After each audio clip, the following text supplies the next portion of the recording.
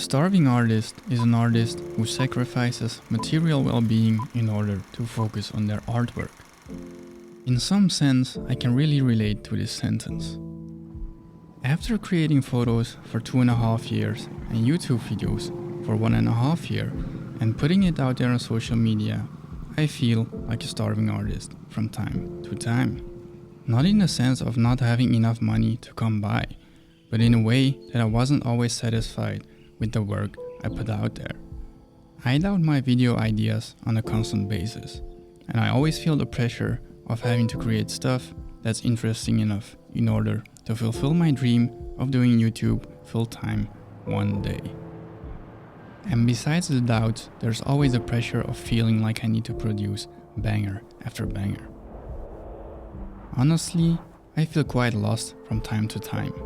I'm the type of guy that overthinks a lot. 1 minute, I feel like I got a banger video idea that will take my channel to the next level. And the next minute, I feel like I don't want to do the video anymore because it just doesn't align with what I want to be known for, or I'm just not excited about it anymore.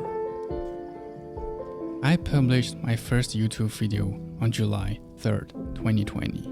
Since then, I've posted 89 videos, gotten 75,000 views with 2 videos with more than 10,000 views, 1,200 subscribers, and I had a lot of doubts over the direction I wanted to head with my YouTube channel and as a creative.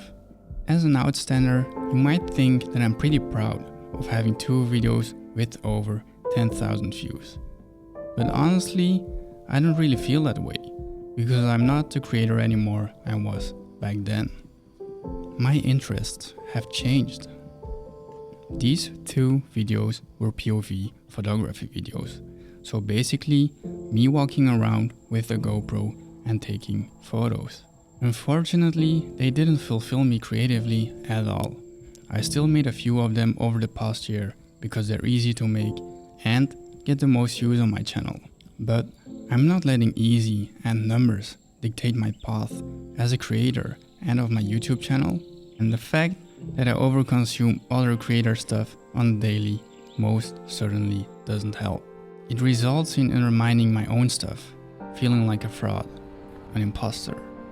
So almost 89 videos and 2 years further down the line, I've learned what I do and don't like to create. I wanted to make this video because you've probably been in a situation like this or will be in the future. But honestly, just try to have a clear path for yourself and just really focus on what matters to you. It's hard to ignore the numbers and do what you like most, but you will be rewarded for it in the long run if you stick with it and become better at it.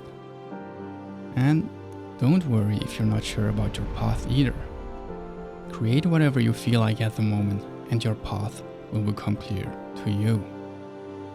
My girlfriend's always the first person to notice when I'm in a creative rut and doubting myself again. When I tell her the problem, she just looks at me and says, "Just create whatever you think is fun to create and what you want to create." I also try to tell myself this from time to time, but it's easy to fall into the trap of doing what works. I've decided for myself that I want to focus my attention on becoming a better storyteller and filmmaker, while traveling as much as I can, which means that I'll be doing less photography and probably no more POV photography videos. These storytelling and travel videos fulfill me the most, and they really make me happy, even though these get the least amount of views on my channel, which really sucks. Make more of your best performing videos. That's also what a lot of YouTube gurus tell you to do. Make what the people want, not what you want.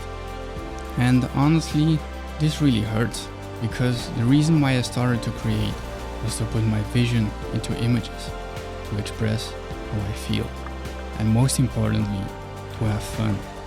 But when I think twice about it, Steve Jobs once said, "Some people say, give the customers what they want.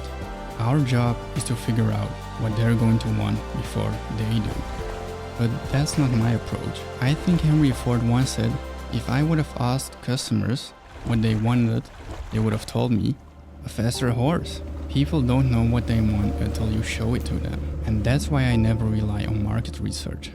Our task is to read things that are not yet on the page. This is a quote that really resonated with me. It's okay to take inspiration from other people, but there's a fine line in taking inspiration and over-consuming or copying others. Whenever you feel like you're in a creative rut, go back to your roots and remember why you started.